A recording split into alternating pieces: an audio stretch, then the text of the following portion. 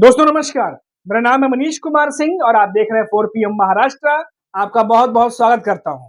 दोस्तों महाराष्ट्र की सियासत से खबर लेकर के आया हूं और ये खबर है महायुति की। जी हां, बीजेपी ने ऐसा लग रहा है कि कहीं ना कहीं मुसीबत खड़ी कर दी है अजीत पवार के लिए। बीजेपी की वजह से अजीत पवार बुरी तरीके से फंसते हुए दिखाई दे रहे हैं दोस्तों। और यही वजह है कि महायुति के भीतर न सिर्फ एकनाथ शिंदे नाराज है बल्कि बीजेपी से अजीत पवार भी नाराज चल रहे हैं दबे पांव।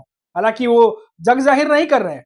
आपको याद होगा कि हमने कुछ दिनों पहले आपको एक रिपोर्ट दिखाई थी जिसमें ये सब बात सामने आई थी, ये खबर सामने आई थी कि किस तरीके से बीड़ में जो सरपंच की हत्या हुई उसको लेकर के जो अजीत पवार के एनसीपी के बड़े नेता हैं, मंत्रिमंडल में भी शामिल है धनंजय मुंडे, उनका हालांकि डायरेक्ट कनेक्शन नहीं बताया जा रहा, लेकिन जिन लोगों का नाम सामने आ रहा है वो करीबी बताए जाते हैं धनंजय मुंडे के। और धनंजय मुंडे पर एमबीए के नेता हो, अपोजिशन हो, वो बार बार उनका इस्तीफा मांग रहे हैं। और तो और बीजेपी के नेता भी धनंजय मुंडे का इस्तीफा मांग रहे हैं और इस बात से अजीत पवार बहुत परेशान थे। और इसी चीज को लेकर कुछ दिनों पहले वो देवेंद्र फडणवीस से उन्होंने मुलाकात की थी कि अपोजिशन तो चलिए मान लेते हैं कि वो मुद्दे उठाएंगे और इस्तीफा मांगेंगे, लेकिन जब गठबंधन दल के नेता ही अगर इस्तीफा मांगने लगे तो बहुत मुसीबत हो जाती है और इसी मुसीबत में घिरे हुए अजीत पवार नजर आ रहे हैं। अब धनंजय मुंडे का इस्तीफा माना जा रहा है कि अब जो है मांगा जा सकता है। हालांकि अभी तक ऑफिशियल इस पर कोई खबर नहीं आई है, लेकिन सुगबुगाहट तेज हो गई है कि देवेंद्र फडणवीस की तरफ से, जो बीजेपी के नेता उनकी तरफ से कहीं ना कहीं इशारा दे दिया गया है कि धनंजय मुंडे का इस्तीफा ले लिया जाए। और इसी बात को लेकर कहा जा रहा है कि क्या वो पहला पद महायुति के भीतर या अजीत पवार के एनसीपी के भीतर मंत्रिमंडल से बड़ा पद क्या एक बड़े मंत्री के हाथ से जाने वाला है? क्या महायुति सरकार जो अभी बने कुछ महीने ही हुए हैं, क्या उसमें एक बहुत बड़ा भूचाल आने वाला है? क्योंकि अजीत पवार लगातार एक्शन लेने से बच रहे थे। धनंजय मुंडे के खिलाफ जब संजय राउत ने बयान दिया था कि एक्शन क्यों नहीं लिया जा रहा है, एमवीए के कई नेताओं ने ये बयान दिया था, तब अजीत पवार की तरफ से ये कहा गया था कि सबूत लेकर के आइए वो एक्शन लेंगे, बिना सबूत लिए वो एक्शन नहीं लेंगे। तब संजय राउत ने भी ये बात कही थी कि जब उन्हें जेल में डाला गया तो क्या अजीत पवार सबूत मांग रहे थे? तो बड़ा रस्साकसी देखने को मिली है। और इस बीच अब अजीत पवार सब तरफ से घिरते हुए नजर आ रहे हैं और ऐसा लग रहा है कि अजीत पवार को अब कहीं ना कहीं इशारा मिल रहा है कि अब धनंजय मुंडे का इस्तीफा लेना ही पड़ेगा और बहुत बुरी तरीके से अजीत पवार घिरे हुए नजर आ रहे हैं। अब देखिए दोस्तों, बीड़ में जो सरपंच की हत्या हुई थी उसके बाद ये मामला इतना गर्माया कि एमबीए के नेता लगातार इसको लेकर के बयानबाजी करते रहे, अजीत पवार के एनसीपी को घेरते रहे। लेकिन अजीत पवार के लिए मुसीबत तब बढ़ी जब बीजेपी के नेताओं ने भी ये कहना शुरू किया कि धनंजय मुंडे का इस्तीफा देना चाहिए और अजीत पवार के एनसीपी के खिलाफ उन्होंने बोलना शुरू किया। हालांकि अजीत पवार इस बीच दिल्ली भी गए थे जहां बीजेपी के आला कमान के जो नेता है उनसे मुलाकात हुई। हालांकि उस मुलाकात में क्या कुछ निकल के सामने आया ये बात तो सामने नहीं आई, लेकिन इतना जरूर है कि अजीत पवार की एनसीपी इस समय इस मामले पर बुरी तरीके से घिरी हुई नजर आ रही है। अब देखिए दोस्तों, एक तरफ तो महायुति के भीतर बीजेपी और एकनाथ शिंदे के बीच लगातार तल्खियां बढ़ रही हैं। आपको पता ही है, हमने आपको बताया कि आज प्रभारी मंत्री जो गार्जियन मिनिस्टर का पद होता है उसको लेकर के एकनाथ शिंदे के नेता लगातार दावा ठोक रहे थे, लेकिन तमाम दावा ठोकने के बावजूद भी ये दोनों जो पद है वो अजीत पवार और बीजेपी ने अपने पास रख लिया। चाहे वो नासिक की बात की जाए, चाहे रायगढ़ की बात की जाए, एक पद, एक जो प्रभारी मंत्री का पद है वो अजीत पवार के पास गया, एक बीजेपी ने अपने पास रख लिया, जिससे जिससे तिलमिलाए एकनाथ शिंदे के शिवसेना के नेताओं ने प्रदर्शन तक करना शुरू कर दिया। दोस्तों आपको बता दें, और एकनाथ शिंदे इतने नाराज हैं कि अब वो मिल तक नहीं रहे नेताओं से और खबर आ रही है कि सतारा अपने गांव भी चले गए हैं। और तो और जाने से पहले उन्होंने फोन भी लगाया है देवेंद्र फडणवीस को। ये भी बात है कि देवेंद्र फडणवीस इसमें महाराष्ट्र में नहीं है और उनसे बातचीत हुई है और ये जो फैसला लिया गया था प्रभारी मंत्री गार्जियन मिनिस्टर बनाने का, जिसमें एक बीजेपी के नेता बन रहे थे और एक अजीत पवार के एनसीपी के नेता बन रहे थे, इस पे स्टे लगा दिया गया दोस्तों। ये बात इतनी बड़ी है कि इस पे स्टे लगाना पड़ गया है, रोक लगानी पड़ गई है और अब फाइनल फैसला जो है अभी जो है उसको रोक दिया गया है।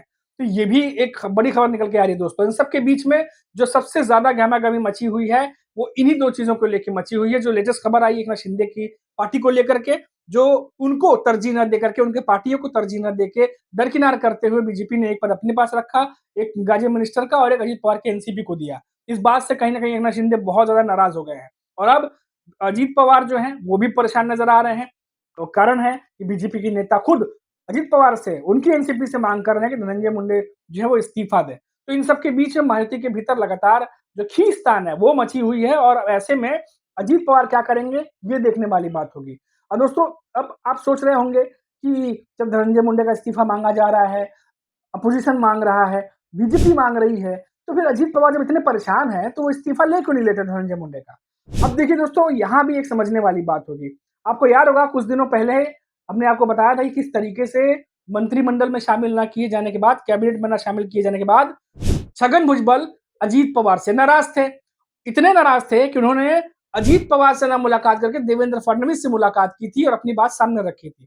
और सभी को पता है कि छगन भुजबल कितना बड़ा चेहरा है ओबीसी समुदाय के, और बहुत सारे वोटर्स उसको प्रभावित करते हैं। इसीलिए जब राज्यसभा जाने की बात हुई थी तो छगन भुजबल नहीं गए। उस समय उनको रोका गया था ये कहने के कि आप विधानसभा चुनाव तक रुकिए, आपकी जरूरत है।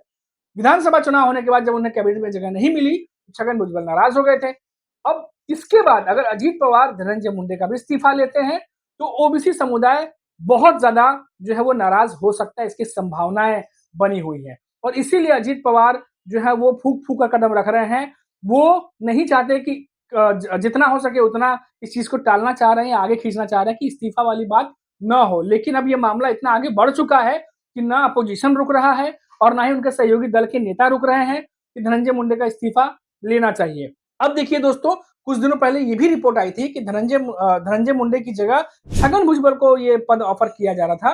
तो ये कहा गया कि अगर वो नाराज हैं तो धनंजय मुंडे को हटा करके या उनका इस्तीफा लेकर के छगन भुजबल को वहां पर जो है वो पद दे दिया जाए। ये भी खबर आई थी दोस्तों। इससे होता क्या कि एक तो जो पद जो इस्तीफा मांगा जा रहा था वो इस्तीफा भी दे देते धनंजय मुंडे, दूसरी तरफ छगन भुजबल नाराज थे तो उनको पद मिल जाता तो उनकी नाराजगी दूर हो जाती। लेकिन ये सब जो स्ट्रेटेजी थी, प्लानिंग थी, वो खबर आई कि छगन भुजबल ने सब पर पानी फेर दिया जब उन्होंने ये कहा कि किसी भी मंत्री को हटा करके मुझे पद नहीं चाहिए। उसके बाद ये तमाम जो रणनीति थी मायावती की तरफ से जो बनाई जा रही थी मायावती की तरफ से, वो धरी की धरी रह गई।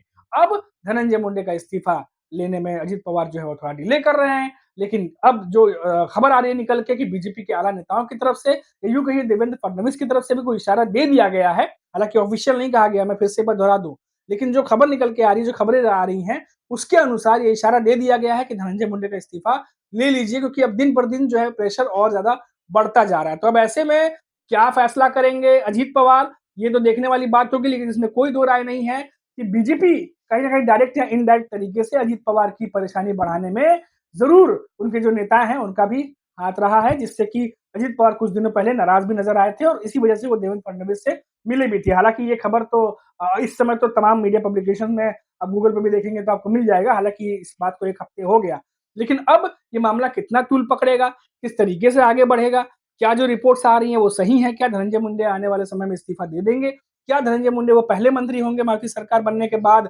2024 के बाद जिनका इस्तीफा जो है वो लिया जाएगा, ये सब आने वाला समय जो है उसका जवाब देगा। अभी के लिए इतना ही। आप देखते रहिए 4 PM महाराष्ट्र। नमस्कार।